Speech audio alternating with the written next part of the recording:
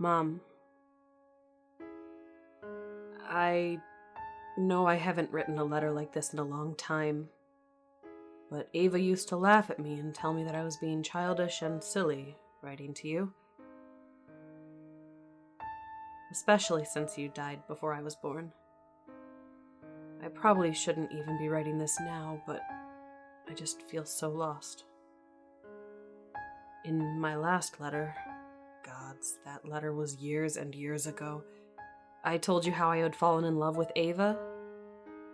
Her parents didn't approve and continuously set Ava up with rich guys.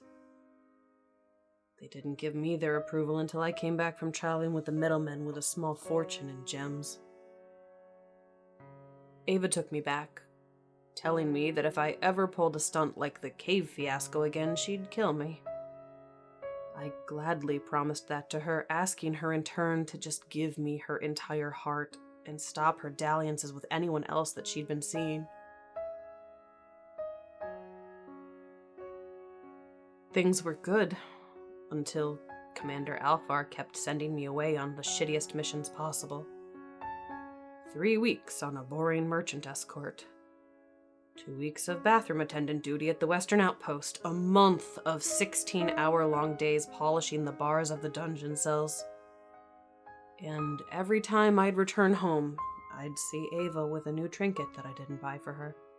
I'd catch a whiff of a new scent on her clothes. Ava started accusing me of cheating on her, even though I explained that I was only leaving because of work. I decided to leave the Holy Army to prove to Ava that I would never cheat on her. I happily told Commander Alfar that I quit and bought Quinn's Glass Emporium.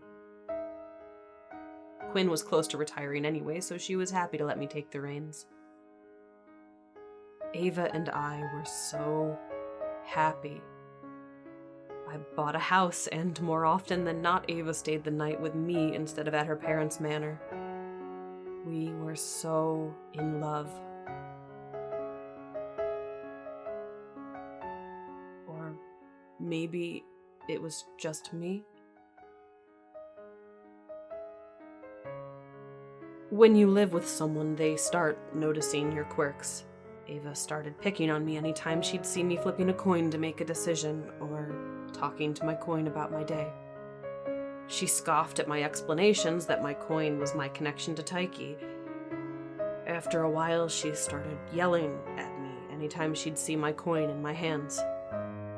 Ava hated that coin, and she demanded that I get rid of it. I locked the coin in a storage chest in my closet. I couldn't get rid of the coin entirely. It's my connection to Taiki. The first time that the coin appeared back in my pocket, I was surprised, but Ava was absolutely livid. We had been out on a date at Fowler's, and I was a bit drunk, so when I took out my money to pay Nidril and saw my coin unexpectedly in my hands, I just froze, staring at it. Ava saw it and started yelling at me. She grabbed all of the money out of my hands and threw it across the bar before storming out. I almost dove after my coin, but thought better of it and went after Ava instead. Taiki was smiling on me, though, because the next day, while buying breakfast, the bagel cart owner gave me my coin back as change. When I got back home, I hid it from Ava again. Every few days or so, I'd reach into my pockets and my coin's familiar weight would be there. Its voice, occasionally calling out to me, heads or tails. Feeling it in my pocket was always welcome. The fights that Ava and I would have after she saw me with it again were less so. Even though we fought, our relationship was strong, or so I thought. I thought that we were strong enough to take the next step. I bought a ring, and I made a beautiful, delicate glass box for it. We went out to the beach, and in the setting sun, I got down on one knee and asked her to spend her life with me. I handed her the box, and as she opened it, this look of just utter disgust came over her face. She threw the box down, shattering it, and she stormed away. When I went to go pick up the shattered remnants of the box and the ring, I found my coin nestled in the sand.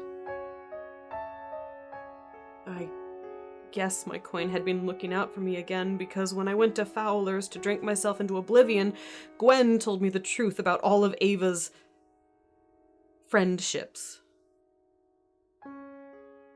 She'd been fucking basically anything that was willing with 2 legs in Port Zane while I was working in the glass studio. I thought she loved me. I wish you were here, Mom. I can't talk to Da about this stuff. He didn't date the entire time I was growing up, and he just keeps telling me to come speed dating with him. I have tried to explain to him that speed dating isn't a fun father-daughter bonding experience, but it just isn't getting through his skull. I feel like I've lost everything. I still have the glass-blowing studio. I still have my coin.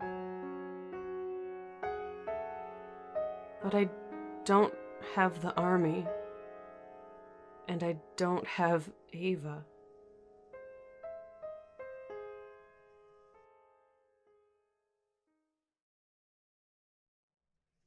Is there anything else out there?